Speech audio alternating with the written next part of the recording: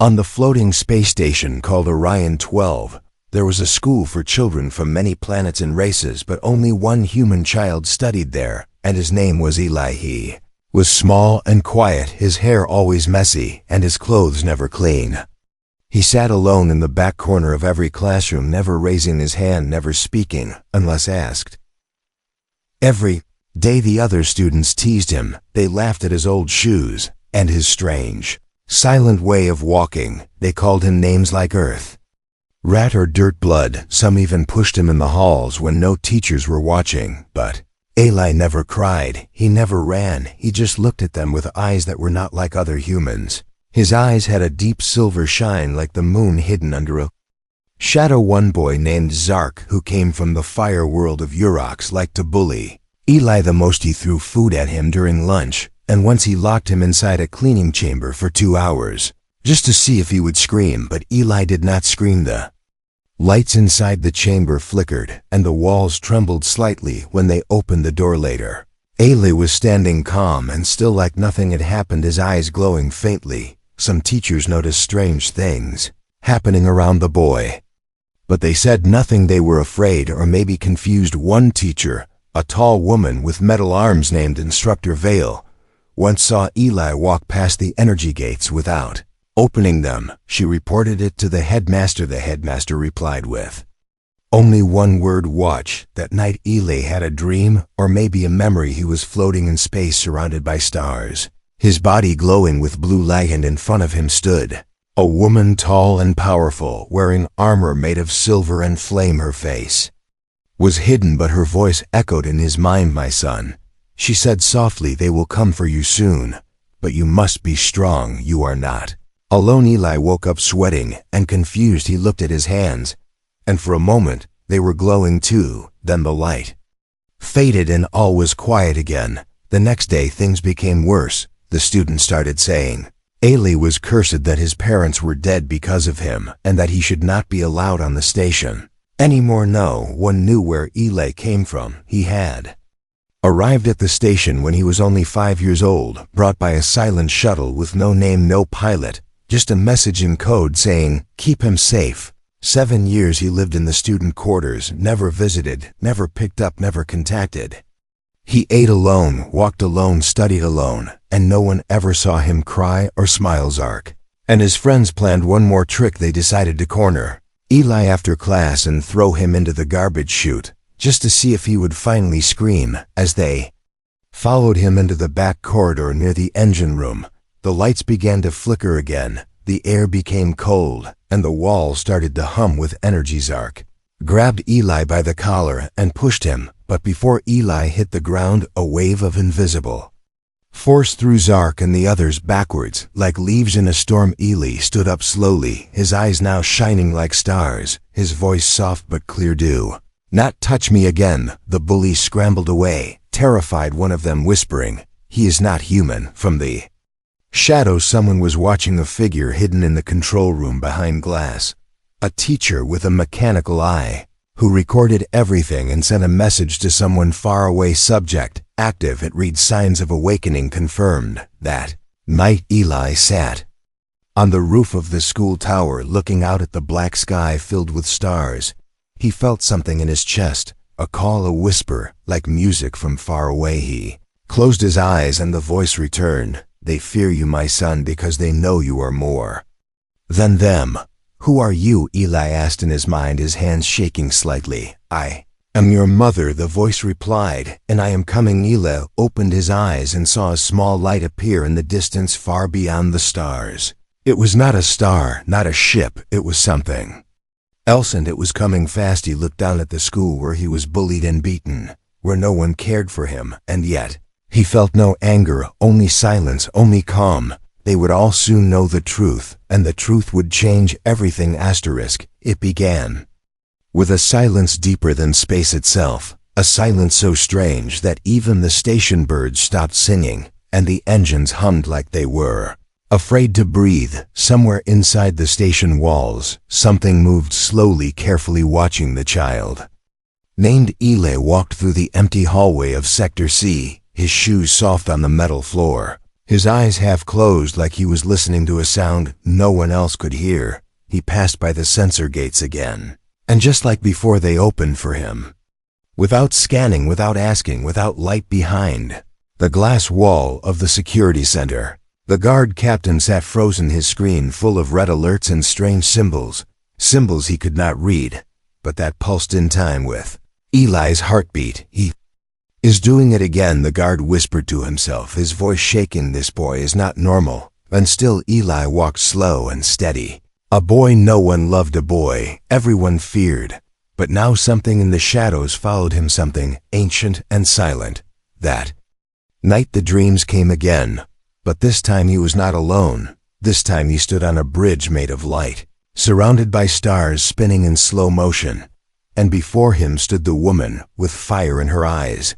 Voice cracked the space around him like thunder from another world. You are waking up, she said, and they will try to stop you, but you must remember who you are. Eli asked, what do you mean, who am I? She touched his face gently, and the stars behind her began to shift into shapes of ships and armies and planets burning with war. You are the key, the last of our blood, and the only hope left. Eli woke up gasping, his sheets floating in the air, his room lights blinking in warning.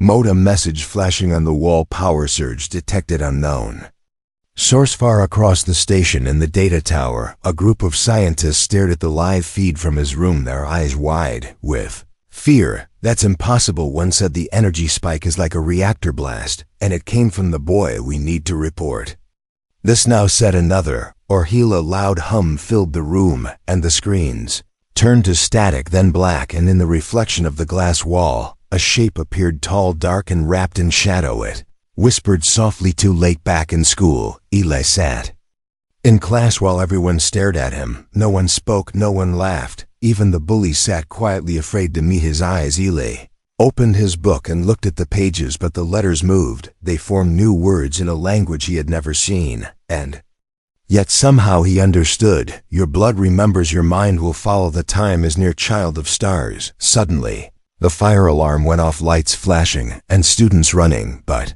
Eli stayed still. Something deep inside him told him it was not a fire, it was a warning. Zark, the bully, ran past him yelling for help, and as he passed, his eyes met Eli's, just for a second, and in that second, Zark saw something that made his legs freeze. He saw a throne made of bones, a sky filled with ships shaped like dragons, and a crown of stars resting on Eli's head. Zark screamed and fell to the floor, shaking.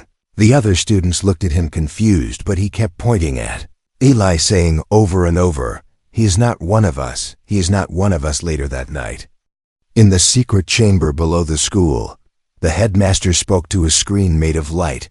The voice on the other side was cold and sharp like glass. The boy is changing, said the headmaster. He is remembering.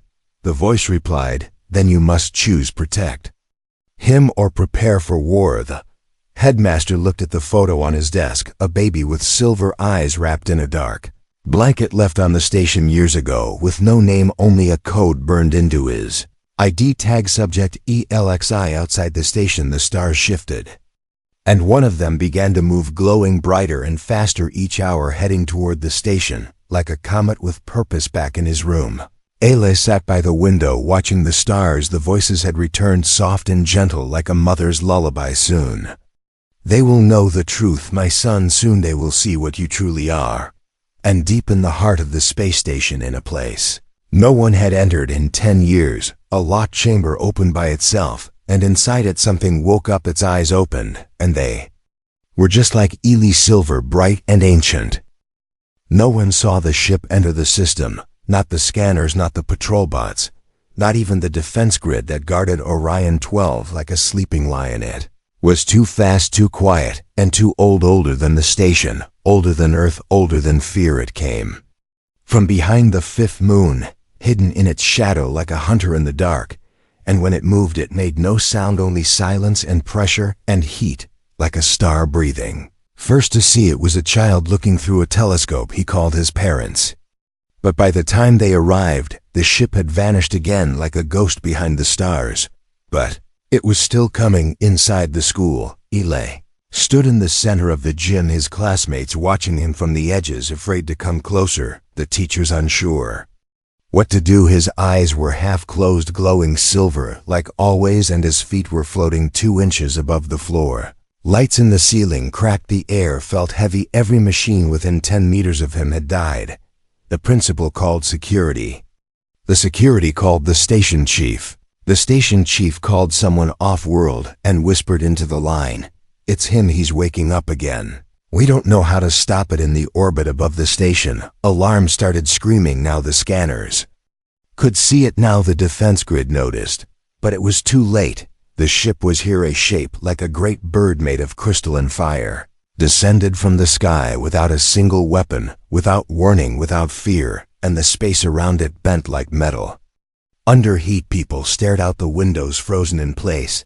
The station guards raised their weapons, but they shook in their hands, and then the voice came, one word spoken into the mind of every living creature on the station, from the janitor in the lower halls to the admiral in the command tower. "Return him." Eli fell to his knees in the gym, his hands gripping the floor, his heart pounding like thunder in a storm, and the voice echoed again, "Return the child of Velara, or be unmade." Zark the bully fainted. The teachers ran the station, went into lockdown, but it did not matter. She was already inside the ship, landed without landing, no engines, no blast, no noise. It simply touched space and opened like a flower of light, and from it stepped the figure no one could describe fully.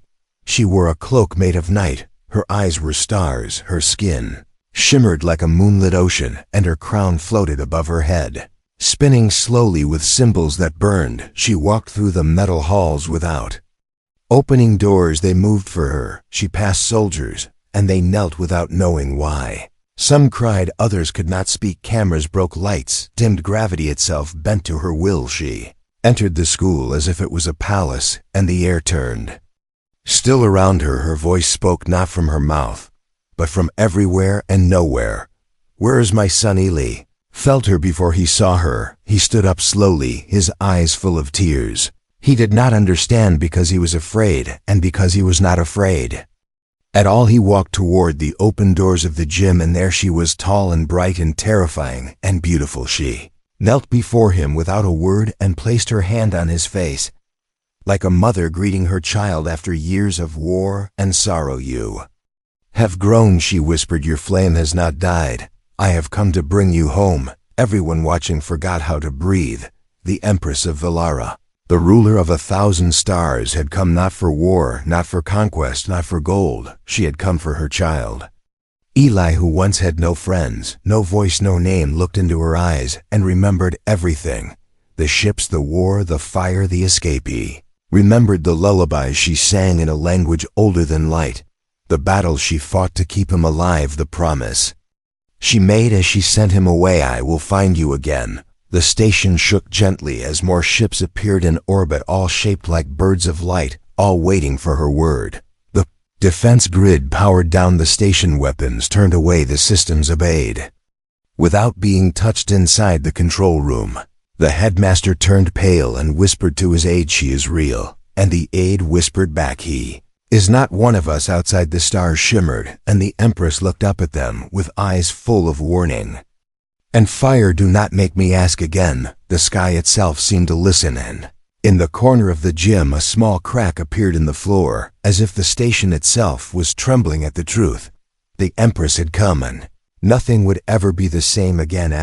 Before the Empress arrived, the blood inside Eli was just blood, quiet and hidden, but now it was alive. It moved, it remembered, it called out to the stars like a song only ancient things could hear. It started the moment she touched him, her hand glowing against his face, her voice soft like wind through ruins. "My son," she said, and the words unlocked something deep inside him, something old and waiting. Eli collapsed in her arms, not from fear, not from pain, but from memory, thousands of years of memory buried in his body like light under stone, and now it rushed forward like a storm.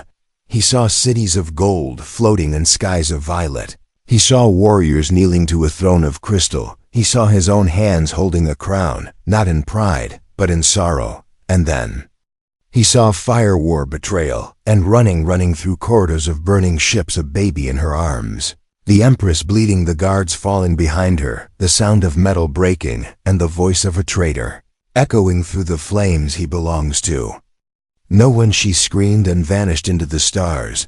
Now that scream echoed in the chambers of Orion 12, where scientists in white coats gathered around Eli with scanners and probes and frightened eyes. They did not dare touch the Empress, but they begged to study the boy, to understand the power waking up inside him. She allowed it only because he agreed, and so they tested his blood, and the machines broke, and the lights dimmed, and the computers began to speak in languages long forgotten. His blood is not just Velari, one of them said, shaking his hands, trembling. It is something more, something older, something royal. The Empress stood silently watching them as they realized the truth. Eli was not half alien and half human. He was something newborn from a union that was never meant to exist, a child of stars and soil of war and peace, of crown and exile. Outside the station, a ship watched from the dark, its hull black as shadow, its crew hidden, its purpose deadly. Inside that ship, a figure in red armor received the data stolen from the lab and smiled. So the boy lives back on the station. Eli began to hear the voices again. Not just one, not just his mother, but many voices calling him by his true name, Kalarian. They whispered, child of the lost empire, flame of the fallen throne. He did not understand all of it, but he knew one thing. Something was coming. Zark the bully tried to apologize, tried to speak to Eli in the hall, but the moment he came close, the lights above them shattered, and a wall screen behind Eli cracked into pieces. Eli said nothing, he just looked at him, and Zark stepped back slowly like a man standing near fire. The Kundi Empress spoke to the station leaders, and her voice was calm, but every word felt like thunder. Waiting to fall, he is no threat unless you make him one. They asked her why she left him here, why she did not return sooner. She looked at them with eyes like burning oceans and said, because if they knew he lived, they would have destroyed your world. Just to kill him. The council fell silent, and the Empress turned away, not in anger, not in pride, but in warning. In the deepest vault of the station, the headmaster opened a hidden box and pulled out the item. They were ordered never to use a small black cube glowing softly with red lines pulsing like a heartbeat. Activate if the boy awakens. He stared at the cube, unsure of what side he stood on anymore. In his room, Eli sat alone, watching his hands as they glowed again, not bright, not loud, but soft.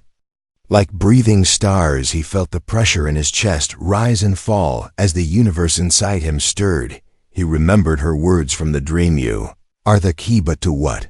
And why did it feel like someone was unlocking the door already outside the window? Something flickered in the stars, shaped like a ship, a shadow without light in. Eli felt that someone else was coming, not for him, but because of him. And far below the station, in a forgotten tunnel, a metal door that had been sealed for 20 years slowly creaked open, and something inside opened its eyes. She stood at the edge of the sky, her eyes closed, her arms raised, her voice silent, and still. Every ship in orbit turned its weapons away. Every satellite powered down, every signal across Orion 12 bent like metal in heat.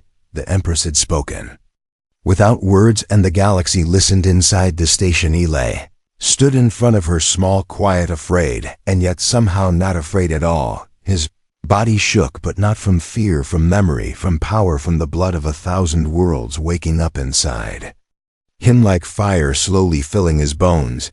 The Empress reached out and touched his forehead, and in that moment, time slowed, space folded, gravity leaned forward to watch. My son, she whispered again, but this time it was not just love in her voice. It was duty, it was promise, it was war behind her. The golden guards of Valara stood like statues. They had not blinked since they entered the station, their armor humming with ancient energy weapons hidden and waiting. Council begged her to take the boy and leave. They were afraid, not of her, not of the boy, but of what might follow. You do not understand, she said with a voice that cracked the glass on the wall. I did not come here to hide him. I came to return him to his throne. Eli looked up, his hands glowing, his skin warm with strange light, and for a moment everyone saw it. Not a boy, not a student, but a prince, lost heir of a forgotten empire born in secret, raised among dust, and now standing in the heart of their world with stars in his eyes. Zark.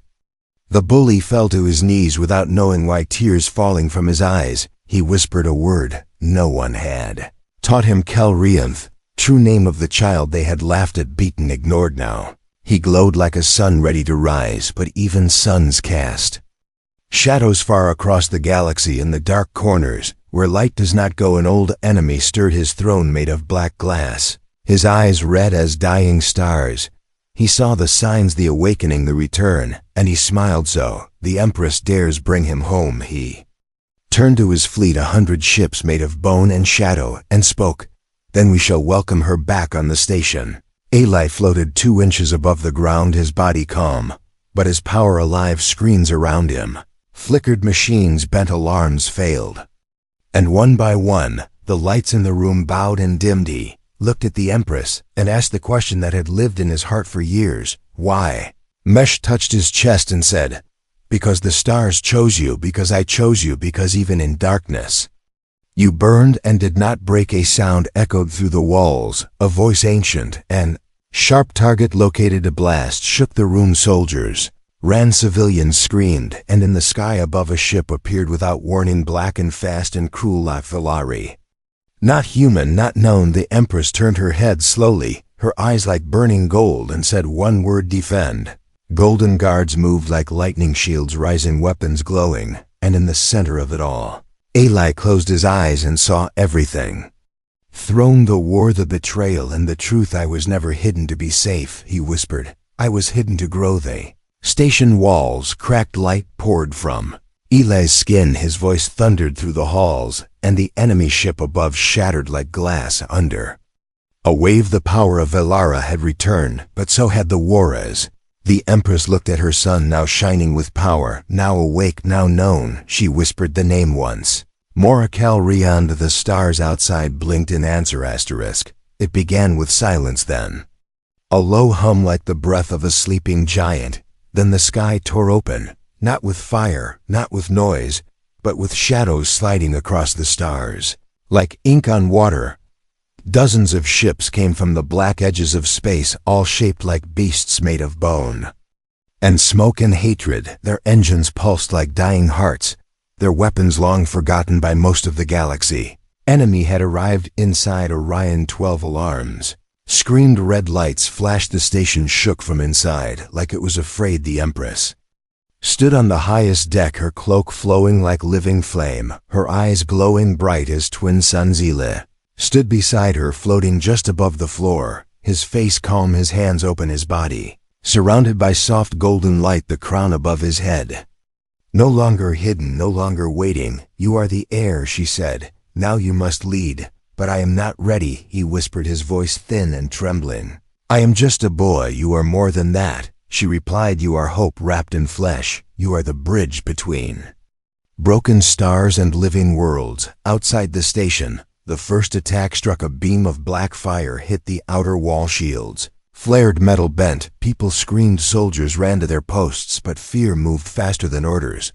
The enemy ships circled like vultures, waiting for weakness, waiting for doubt. The Empress raised her hand, and her fleet answered. 10,000 golden ships roared out of hyperspace, wings spread, weapons shining like comets in the dark.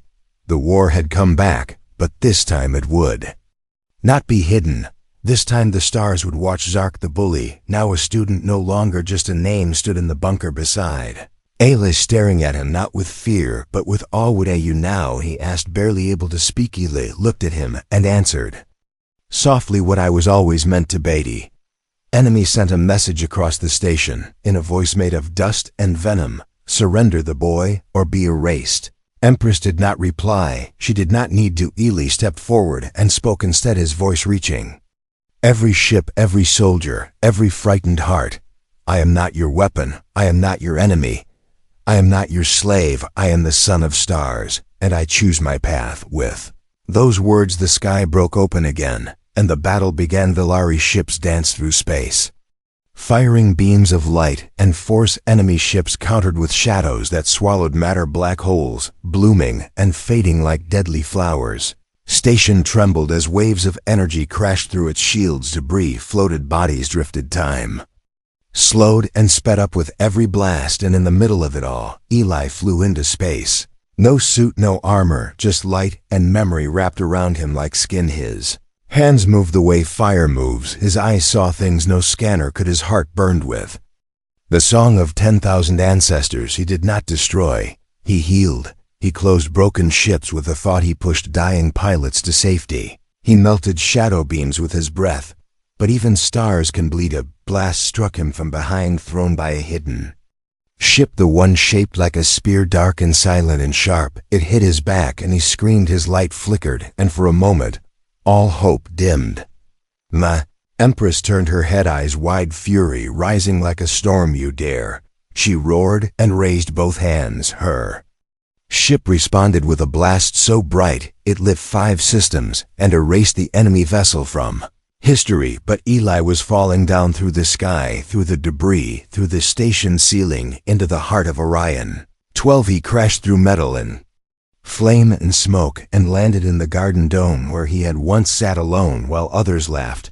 Now the grass burned around him and the trees bowed in sorrow. He tried to rise, but his limbs failed, his vision blurred. Then he felt it, hands lifting him up. Zark and the other students, the same ones who had hated him once, now carried him, now guarded him, now cried for him. "You're not alone," said Zark. "Not anymore." Eli opened his eyes and the crown above his head returned brighter than ever. Outside, the enemy ships began to fall apart, not from damage, but from fear. They had seen something coming, a bigger threat than even the Empress. Far beyond the station, behind the stars, a new force stirred. A prince in red armor watching the battle unfold, his mouth curling into a smile. He has awakened, and now he must choose. Long before Eli was born, 2 empires stood at the edge of war, one ruled by the Empress of Flame and Light, the other by the House of the Red Suns, a family of warriors and tyrants who believed the stars belonged to them. To stop the war, a deal was made, not with ink, not with signatures, but with blood. A child would be born from both lines, a child to end the fire, a child to unite the stars. But something went wrong.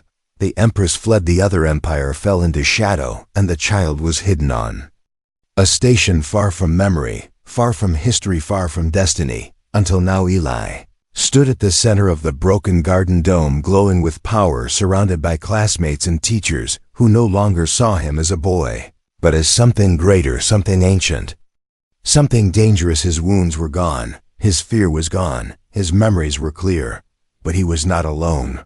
From the sky came a new ship, blood red and silent. It landed without sound, without welcome, without light.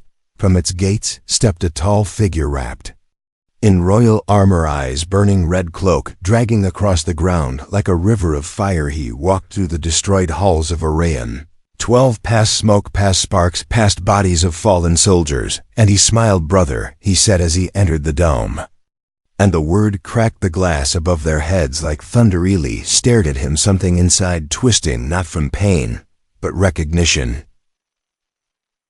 A recognition. He had seen that face in dreams and visions, in the reflection of his own eyes. "Who are you?" he asked, though part of him already knew. The prince stepped forward slowly. "I am the other half of your blood, the one left behind, the one who watched our world burn while you were sent away to safety. I am Prince Kadros, son of the Red Suns and rightful heir to the flame." Eli stepped forward, his light rising. "You are not my family," Kadros laughed gently, shaking his head. "I am, and you know it. We were born for the same purpose, peace through unity, power through balance. But she broke the deal, our mother, your Empress. She ran and took you with her. She chose the stars over the promise. Now I've come to finish what was started." He raised his hand and a blade of red light formed in the air, glowing like a living wound. "Fight me or kneel to me. There's no other way." Eli looked around, saw the faces of the children who once hated him, now watching, holding their breath, hoping he would not fall. He looked up at the stars above, saw the Valari fleet waiting, silent, trusting, and ready. Then he looked inward and saw the 2 sides of his blood spinning inside him like twin suns ready to collide. "I will not be your weapon," he said, his voice clear and loud. Kedros frowned. "Then you are my enemy." The fight that followed was not made of punches or fire. It was made of energy, of memory, of blood. Screaming in the void, Eli floated in the air, light bending around him, his hands glowing gold and blue and white. His heart, beating like a drum of Warkadros, moved like shadow, sharp and fast blades dancing around him like wolves. They clashed above the dome, shattering the skylights, exploding air, cracking with every strike. One born of light, one born of flame, two halves of a war that never ended. And in the final moment, when Kedros struck the last blow, Eli caught the blade in his bare hand, his eyes burning with a new light. Not silver, not gold, but something new, a third color, unity. "I am not your brother," he whispered. "I am not your enemy. I am both of you and neither, and I choose my own path." With a wave of his hand, he released Kedros. Not in defeat, not in anger, but in peace. And for a moment, Kedros saw a future without war. He fell to his knees, not broken, but changed. Empress appeared beside Eli, silent, proud, her crown brighter than ever. "You are ready," she said. But Eli shook his head and looked at the station, at the people who once hated him, now reaching toward him, now believing in him. "I am not going with you," he said softly. The Empress did not argue. She smiled. "You are the heir of two worlds, and they need you more than I do." The Velari ships turned and left silently like shadows of light, vanishing into the stars. And Eli stood alone, no longer a child, no longer hidden, a symbol, a bridge, a star reborn. And in the metal floor of the garden dome, where he stood, a small glowing mark appeared, shaped like a crown wrapped in flame and surrounded by roots, the symbol of a new era, the age of Kale Rianth, boy nobody wanted now, the ruler of peace between stars.